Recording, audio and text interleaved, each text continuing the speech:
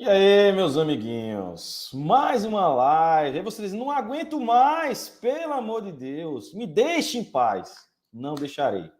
Mais uma live aqui para você, meu amiguinho.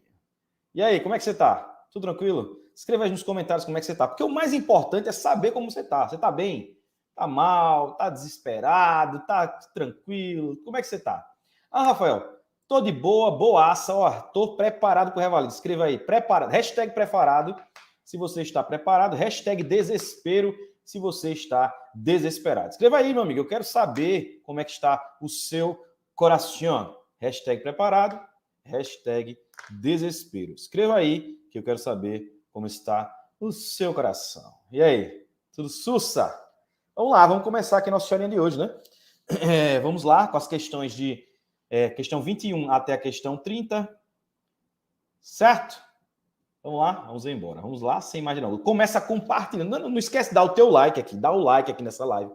Compartilha com outras pessoas para que todo mundo que vai fazer o Revalida venha aqui para essa live. A gente quer todo mundo junto aqui em um só coração. Coração para coração. Em um só coração. Certo? Então todo mundo junto aqui. Compartilha. Deixa o teu comentário, algum comentário aqui embaixo para ajudar na divulgação do vídeo. E é isso aí. Vamos começar aqui com a nossa historinha de Oi. Vamos embora. Deixa eu aumentar aqui a tela. Ó o efeito, ó. Coisa linda, menino. Maravilhoso. Vamos lá. Questão 21, né? Foi anulada a questão 21. Então, questão 21, anulada. Diz assim, ó. Um paciente de 55 anos de idade foi atendido no ambulatório de clínica médica de um hospital de média complexidade, com queixa de epigastralgia e queimação, aliviada pela ingestão de alguns alimentos, além de plenitude pós-prandial e certo grau de disfagia. O paciente faz uso de inibidor de bomba de prótons há 4 semanas, sem relatar melhora. No exame físico, não foram observadas alterações dignas de nota. Diante do quadro, foi solicitada investigação por endoscopia digestiva alta, que revelou a presença de pangastrite enantematosa de leve a moderada, sem úlceras. Diante da suspeita de gastrite crônica associada a Helicobacter pylori, qual é o melhor método para confirmar o nexo causal com a bactéria naquele momento? Então, qual é o teste que nós vamos pedir? Já está fazendo endoscopia, é o teste de urease com a biópsia gástrica. Tem que fazer biópsia, já está fazendo endoscopia, então faz biópsia. Resposta letra A. Essa foi fácil, né? Já é direto isso daí. Certo? Resposta letra A. Fácil também, a questão foi anulada, mas a melhor resposta aí dessas que tem aí é a letra A. A de anulada. Questão 22, tchutchu, 2 patinhos na lagoa aqui, vamos embora. Paciente do sexo masculino, de 75 anos, tabagista, com quadro de disfagia progressiva e emagrecimento de 12 quilos em 3 meses. Atualmente ingerindo apenas alimentos líquidos e pastosos, realizou endoscopia digestiva alta, que evidenciou lesão expansiva circunferencial em esôfago médio, localizada a 28 centímetros dos dentes incisivos e 5 centímetros de extensão. Estenosante, mas que permitiu a passagem do aparelho para o estômago. Então, a gente tem uma lesão no esôfago, um câncer de esôfago, mas que tem uma certa passagem, certo? Permitiu a passagem do endoscópio. A biópsia mostrou carcinoma escamoso de esôfago moderadamente diferenciado. Tomografia de estadiamento mostrou múltiplas metástases pulmonares. Então, já tem metástases. O tratamento, nesse caso, ele é paliativo. Ele quer saber um tratamento paliativo. Em relação à disfagia e o suporte nutricional dos pacientes, qual é a melhor opção terapêutica? Então, vamos ver aí. Ó. Jejunostomia cirúrgica, nutrição por sonda nasoenteral, gastrostomia por via endoscópica ou passagem de prótese endoscópica. Veja aí. Ó. Lembre que o que a gente está fazendo é um tratamento agora paliativo, não é um tratamento curativo. E a gente tem que observar 2 coisas aí nesse tratamento nutricional. Eu tenho que observar a nutrição? Tenho sim. Mas eu também tenho que preservar o prazer da alimentação desse paciente. Então, qual é das opções que a gente tem? A única que vai preservar o prazer alimentar, já que tem possibilidade de passagem. É a passagem de prótese endoscópica. É um tratamento paliativo, mas que deve preservar, já que tem passagem, deve preservar o prazer alimentar, né? Porque aí nas outras opções tem a nutrição, mas não tem o prazer alimentar. Então, qual é a melhor opção terapêutica? A melhor é a que preserva tanto a nutrição quanto o prazer alimentar. O mais fisiológico possível é o melhor, que ele possa se alimentar fisiologicamente falando, certo? Então, por isso, a melhor opção terapêutica é a letra D, porque as outras, elas tiram o prazer alimentar, certo? Resposta letra D. Existe outra opção? Existe, mas essa é a melhor opção terapêutica no caso desse paciente que tem passagem aí da sonda, certo? Questão diz, é uma questão que envolve mais lógica do que conhecimento, se você for parar para pensar, né? E o Revalida tem muito dessas questões que envolvem lógica, não envolve tanto o conhecimento, certo? Mas eu vou colocar essa como uma questão difícil. Então a gente chegou aí na nossa primeira questão difícil aqui do dia. Vamos ver quantas difíceis e quantas fáceis. Questão 23. Uma paciente de 13 anos foi levada pela mãe à unidade básica de saúde por apresentar desvio na coluna. Segundo informações maternas, a adolescente tem o hábito de usar uma mochila pesada só de um lado do ombro. Então, tá aí, ó, o ombro, diferentes alturas, né? Com o passar de tempo, tem ficado mais torta. A mãe informou que quando jovem também era assim, mas em sua opinião, o caso da filha é pior. Negou outras queixas e no exame físico observou-se assimetria dos ombros, escápula bastante proeminente à direita, e o teste de Adler mostrou a assimetria da caixa torácica.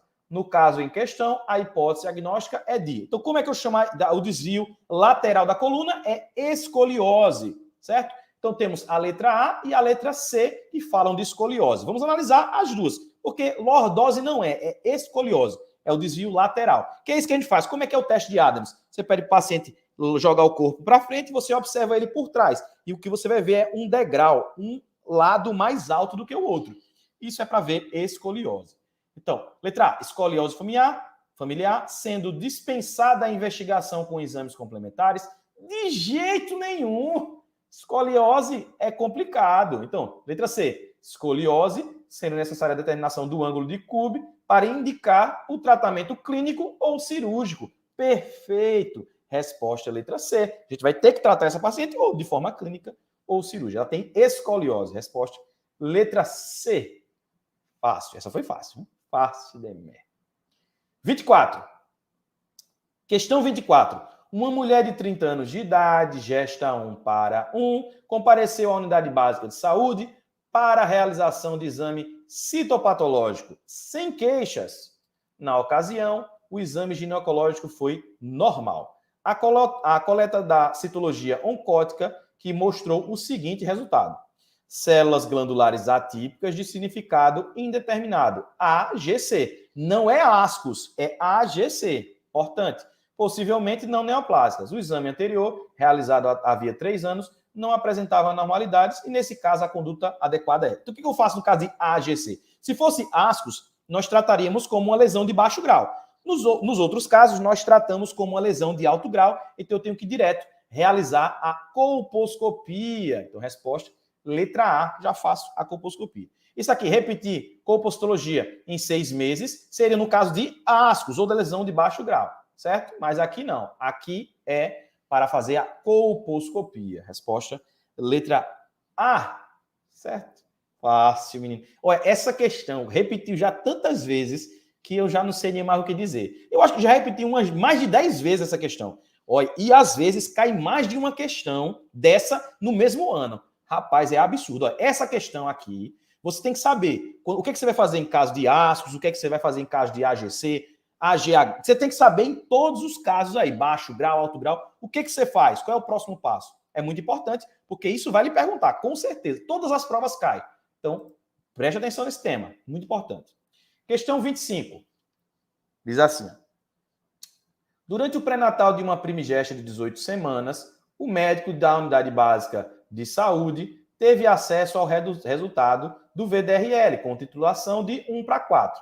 A paciente não recordava ter sido diagnosticada com sífilis, nem ter feito tratamento contra essa doença. Então, não fez tratamento nunca. Com base nesse resultado do exame VDRL, durante o pré-natal e nos dados da entrevista clínica, assinale a opção correta. Então, veja, a gente tem uma gestante que está assintomática, tem VDRL positivo. Eu vou tratar como uma sífilis latente tardia. Não é porque eu não sei há quanto tempo. Então, o que é que eu tenho que fazer? Letra A, considerar o título baixo de VDRL. O médico pode esperar para fazer exames seriados mensais? Não, eu tenho que tratar já de cara. Letra B. Caso a paciente tenha alergia à penicilina, deve seguir com a gestação sem tratamento até o momento do parto. Que loucura é essa, meu Deus do céu? Letra B está errada. Letra C. Após o tratamento com penicilina, a paciente deve repetir o VDRL no último trimestre, realizando um novo tratamento, caso o resultado seja positivo. Não, tem que dar 3 doses, que é latente tardia, né? Letra D. O tratamento de escolha deve ser penicilina G-benzatina, 2.400.000 unidades internacionais, intramuscular, semanalmente, durante 3 semanas. Eu vou tratar como latente tardia, porque eu não sei há quanto tempo ela tem.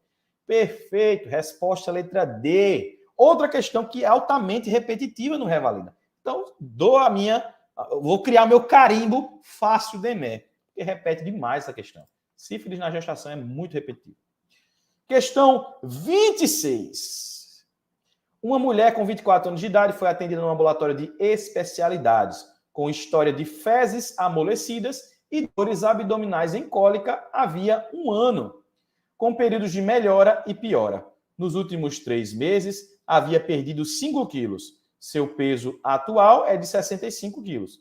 De forma não intencional, e notou aumento das dores abdominais, tenesmo, urgência e episódios de diarreia com sangue, que às vezes parecia ter pus. Mulher jovem que tem diarreia com sangue. O que a gente tem que pensar? Em doença intestinal inflamatória, tanto mulher quanto homem, certo? Diarreia com sangue, diarreia crônica ou persistente com sangue. Se ela é crônica principalmente, a gente tem que pensar em doença intestinal inflamatória, tá vendo? Dores abdominais em cólicas há 1 ano, né? Com episódios de sangue nas fezes e pus. Ex-tabagista, negou o uso de bebidas alcoólicas, bem como viagens de uso ou uso de antibióticos recentes.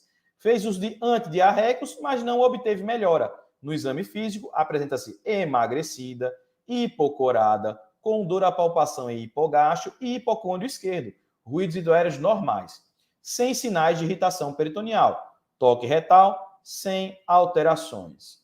Colonoscopia indicou achados compatíveis com, inflamação difusa, com acometimento do reto ao cólon esquerdo, ou seja, não é salteada, o acometimento é de todo o cólon e só atinge o cólon, do reto ao cólon. Do reto ao cólon, é uma retocolite, meu amigo. Agora vamos ver o anátomo patológico, biópsia de diversos segmentos. Abscessos, ramificação, encurtamento e atrofia de criptas, metaplasia de células de Panet, aumento da celularidade da lâmina própria, plasmocitose basal, agregados linfóides basais, eosinófilos na lâmina própria. Isso aí é a característica típica da retocolite ulcerativa, meu amigo, na biópsia. Então, doença de Crohn? Não é. Doença de Crohn ele acomete zonas salteadas, certo? Retocolite ulcerativa, letra C. C de certo, C de casa, C de Cristo, C de o que você quiser. Letra C. Vamos lá para a próxima. Questão 27. Diz assim: um homem de 55 anos refere vômitos biliosos, dor abdominal tipo cólica e parada de eliminação de gases e fezes há cerca de 3 horas.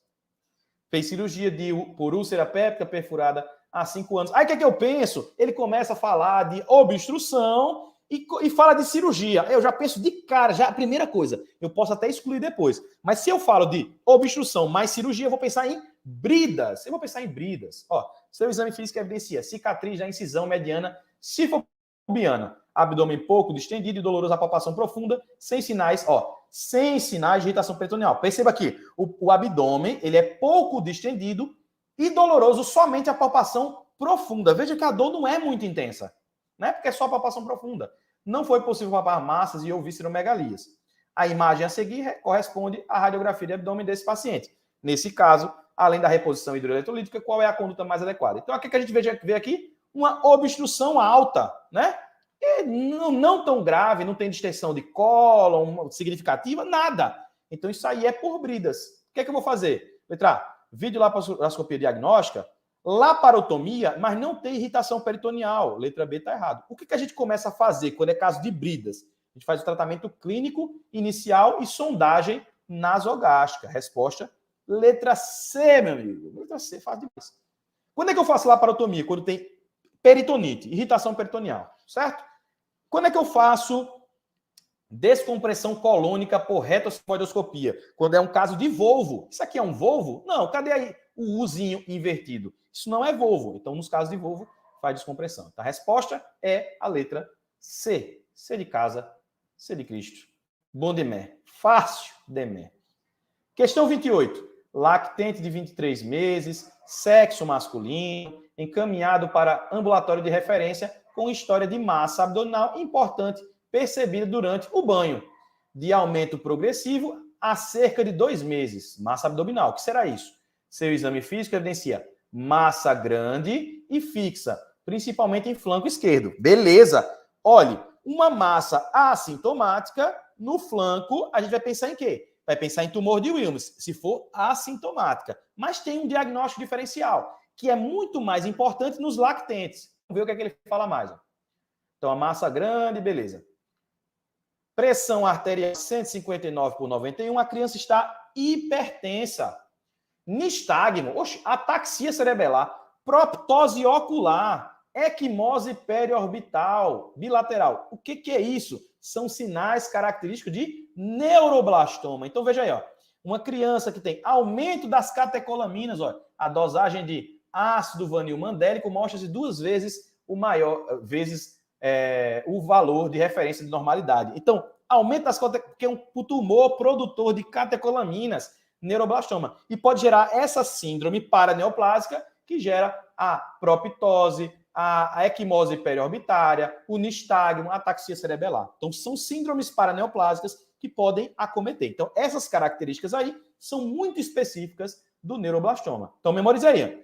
Tumor renal em criança, que é assintomático. Penso em tumor de Wilms. Tumor em lactente sintomático, que gera proptose, equimose periorbitária, é neuroblastoma. É o principal tumor aí renal do lactente. Neuroblastoma. Resposta, letra B. É uma questão difícil? É uma questão difícil, porque ela foi a primeira vez que apareceu. Então, eu vou caracterizar como difícil, mas agora você já sabe fazer o diagnóstico diferencial. Inclusive, feocromocitoma também dá o aumento das catecolaminas, mas não dá essas outras características que a gente viu.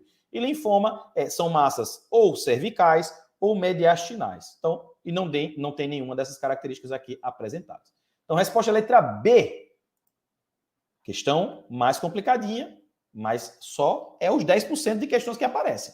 A gente tem que se acostumar. Tem 85 a 90% de questões que não se repetem e tem um 10% ali de questões... Desculpa. Tem 85 a 90% de questões que se repetem em todas as provas e 10% de questões que são primeira vez. 10 a 15% de questões são primeira vez.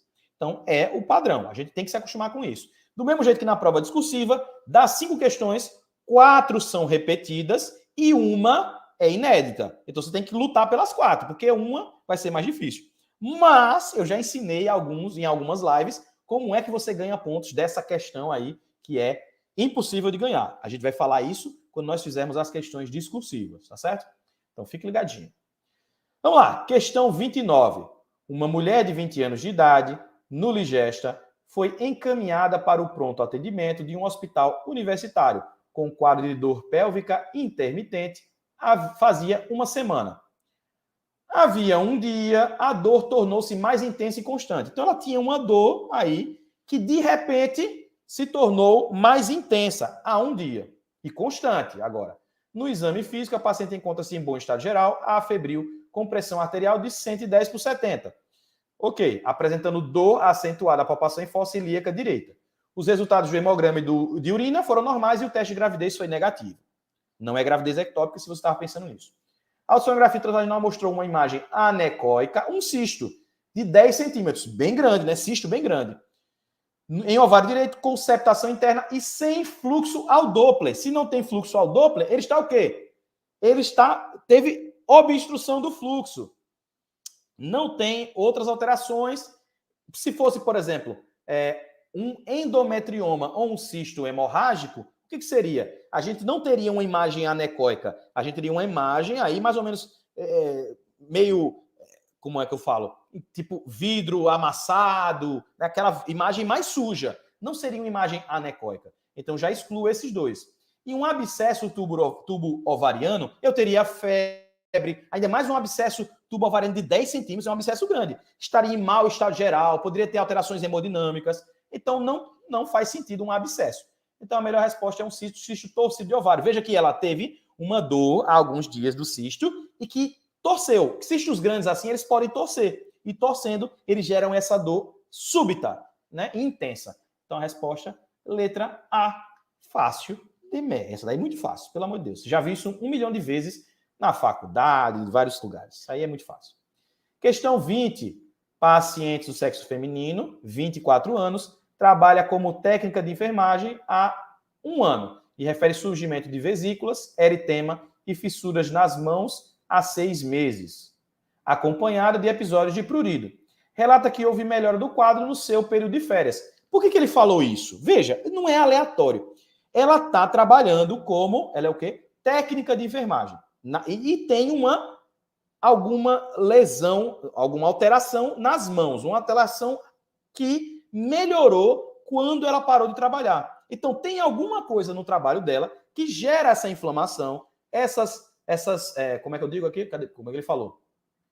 Essas vesículas, eritema e fissuras nas mãos, que quando ela para de trabalhar, parou. Então, vamos ver o que faz mais sentido aqui das alternativas. Devido à localização das lesões e área descoberta do corpo da paciente, é possível concluir o diagnóstico de fotodermatite.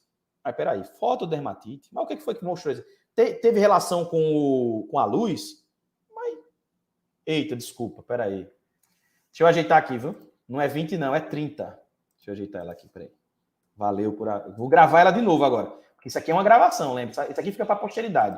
Então eu vou gravar ela de novo. Vou começar do começo, tá certo? Muito obrigado por ter me avisado. Só assim eu não perdi a gravação dessa. Vamos lá, de novo. Questão 30. Paciente do sexo feminino, 24 anos, trabalha como técnica de enfermagem há 1 ano e refere surgimento de vesículas, eritema e fissuras nas mãos há 6 meses, acompanhado de episódios de prurido. Relata que houve melhora do quadro no seu período de férias. O que eu consigo perceber já dessa questão já de cara? Essa lesão, esse eritema, vesículas e fissuras melhoraram nessa paciente depois que ela teve férias. Então tem alguma coisa no trabalho dela que faz ela ter essas lesões nas mãos. Ela é técnica de enfermagem. Certo. Aí, beleza. A parte da história clínica dessa paciente assinala a opção correta. Então vamos ver o que faz mais sentido. De uma mulher que é técnica de enfermagem, que faz alguma coisa no trabalho e quando ela para de trabalhar, melhora. Para de ter. Então vamos ver aí. Letra A. Devido à localização das lesões em área descoberta do corpo, a paciente é possível concluir que o diagnóstico é fotodermatite. Mas se fosse fotodermatite, não melhoraria quando ela para o trabalho. Tem nada a ver, né? Letra B. A paciente apresenta ceratoses actínicas pela cronificação do quadro, que pode ter relação direta com detergentes e exposição solar. Aí não faz nenhum sentido, porque melhora quando ela vai para casa. Tem nada a ver. O diagnóstico correto é dermatite de contato. Aí eu gostei, faz sentido. Irritante ou alérgica, que pode ser causada pelo látex da luva. Perfeito, maravilhoso. Exatamente isso.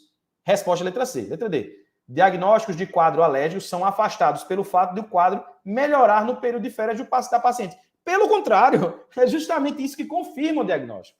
Então, letra C é a melhor resposta. Resposta correta, letra C. Bom demais. Pronto. Espero que você tenha gostado aí da live. Se você gostou dessa live, meu amigo, escreva aí #LiveTop para eu saber que você gostou. As questões hoje foram muito mais fáceis do que as questões de ontem, né, que nós fizemos, porque são questões muito mais curtas e diretas. Foi massa demais. E amanhã nós vamos fazer a nossa live 4, de questões, a questão 31 até a 40. Espero que você tenha gostado e nos vemos aí na nossa próxima live. Valeu? Tchauzinho para todos. Papai do céu abençoe vocês. E é isso aí. Se você não curtiu, curta agora, né? Pelo amor de Deus.